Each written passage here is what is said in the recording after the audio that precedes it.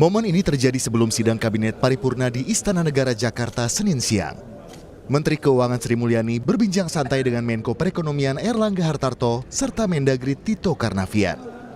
Perhatian publik sempat tertuju saat keakraban Sri Mulyani dengan Prabowo Subianto. Dan ini yang disampaikan Sri Mulyani usai rapat.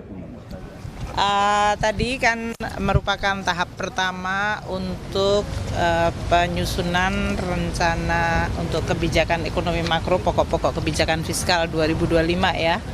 Jadi yang paling penting adalah pertama adalah komunikasi antara pemerintah sekarang dengan pemerintah yang akan datang untuk bisa mewadahi di dalam rancangannya.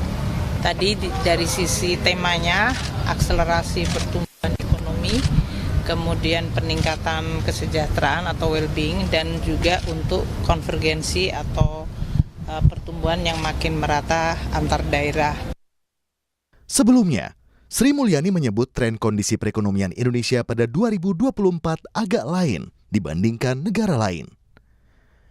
Hingga awal 2024, kinerja perekonomian dan APBN masih menunjukkan tren positif, berbeda dibandingkan kelompok negara G20 maupun ASEAN. Sri Mulyani mengingatkan meski kondisi ekonomi Indonesia relatif baik, situasi global yang masih rentan dan penuh risiko masih tetap perlu diwaspadai. Presiden Joko Widodo mengungkap situasi ekonomi global memang diselimuti ketidakpastian. Jepang dan Inggris mulai masuk resesi.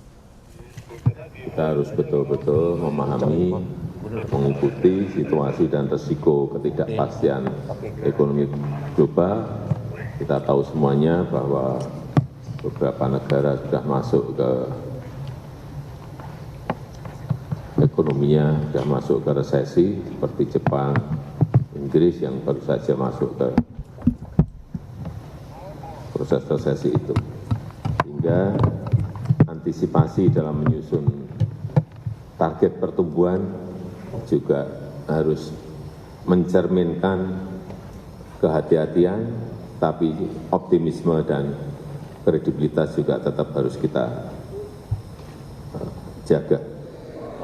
Resesi yang melanda Jepang dan Inggris memang jadi perhatian dunia, termasuk Indonesia yang mulai memasuki masa transisi pemerintahan.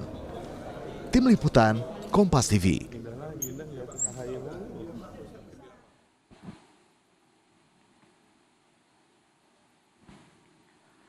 Kita akan langsung menuju ke Istana Kepresidenan Jakarta, di mana ada jurnalis Kompas TV Cindy Permadi di sana yang tadi juga mengikuti jalannya sidang Kabinet Paripurna.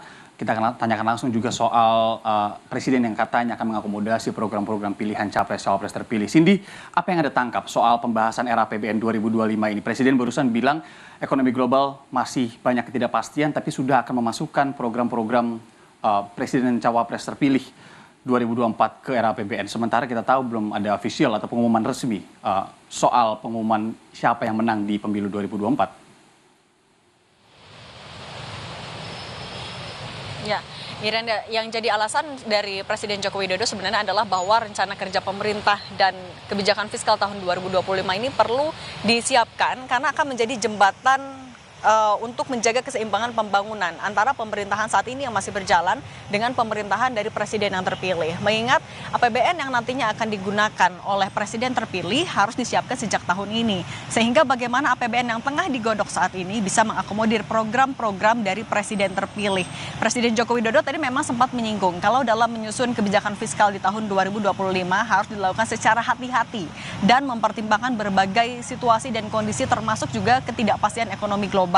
Misalnya adalah soal adanya beberapa negara yang tengah mengalami resesi seperti Jepang dan juga Inggris. Dan bagaimana agar Indonesia tidak jatuh ke situasi yang sama, ke situasi resesi. Sehingga juga harus dilakukan secara hati-hati, juga menyiapkan rencana apabila nantinya ada gejolak. Kemudian kalau dibandingkan dengan Indonesia, memang bayang-bayang resesi dan ketidakpastian ekonomi global ini momennya beririsan dengan masa transisi pemerintahan dari Presiden Joko Widodo Ma'ruf Amin dengan nantinya yang terpilih. Kalau tadi Kepala Bappenas Suharso Monoarfa sempat menyebutkan kalau program Presiden terpilih ini tetap harus dibahas sejak saat ini agar pemerintahan saat ini mulai bisa membangun atau membuat gambaran postur anggaran di tahun ke depannya. Nah, Tapi pembuatan postur anggaran ini tetap dilakukan dengan menunggu hasil penghitungan suara di KPU yang baru keluar di bulan Maret 2024, Irianda.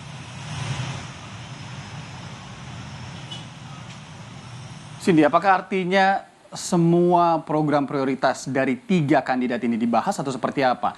Yang kita cermati juga ada pembahasan soal makan siang dan minum susu gratis, tadi Bahlil menyampaikan, Kepala BKPM.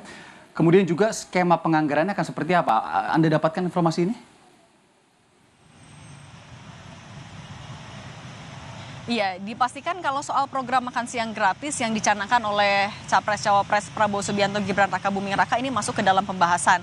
Tapi hanya dibahas, ini adalah pembahasan awal, itu yang ditegaskan oleh Menteri Investasi Bahlil Lahadalia. Sementara kalau pembahasan lebih spesifiknya, secara mikronya baru bisa dibahas menunggu hasil penghitungan dari KPU. Dan tadi juga Menteri Keuangan Sri Mulyani menyebutkan kalau dalam 3 bulan ke depan pemerintah akan menyusun kebijakan fiskal tahun 2025 dengan juga berkaca dengan kebijakan-kebijakan ataupun program pemerintah yang sudah berlangsung selama kurang lebih 10 tahun terakhir. Lagi-lagi juga sambil menunggu hasil penghitungan KPU sehingga dalam waktu 1 bulan pemerintah juga dengan melihat anggaran di kementerian lembaga terkait akan mulai menyusun pagu indikatif. Lebih lengkap kita akan dengarkan keterangan dari Sri Mulyani Menteri Keuangan berikut ini. Ini kan proses masih berjalan 3 bulan ke depan ya. Jadi bulan depan kita mungkin fokusnya lebih kepada pagu indikatif dan program-program prioritas seiring dengan nanti KPU sudah memutuskan siapa pemerintahan yang official memenangi pemilu. Itu ya. Ini ya, makan siang gratis. Itu bagaimana, Bu? Kan ini nanti masih di dalam program, kalau detail ya kita lihat di dalam pembahasan mengenai pagu indikatif dari masing-masing kementerian lembaga. Nah ini nanti kita lihat dari existing program dengan apa yang akan masuk baru dan itu nanti akan dihitung dalam sebulan ke depan. Gitu ya. Menko Perekonomian Erlangga Hartarto tadi sempat menyebutkan kalau gambaran penerimaan soal penerima program makan siang gratis ini pun sudah ada. Dilihat dari program-program sebelumnya yang memang sudah berjalan, misalnya bisa dilihat untuk program ibu hamil ada jumlahnya, kemudian juga untuk anak sekolah, untuk balita itu ada jumlahnya, dan jumlah-jumlah ini, gambaran jumlah penerima ini akan menjadi gambaran juga bagi pemerintah dalam menyusun alokasi anggaran atau kebijakan fiskal di tahun 2025. Irianda.